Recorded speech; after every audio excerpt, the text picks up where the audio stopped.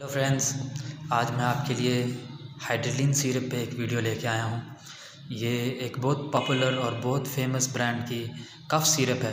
ये बलगम वाली खांसी के लिए इस्तेमाल की जाती है। जब हमें इन्फेक्शन हुई होती है और गले में ख़राश हुई हो या बलगम वाली खांसी आती हो, तो इसको इस्तेमाल करने से हमारी खांसी काफ़ी हद तक बेहतर हो जाती है। इसको इवन चिल्ड्रन 2 से 6 साल वाले इस्तेमाल कर सकते हैं।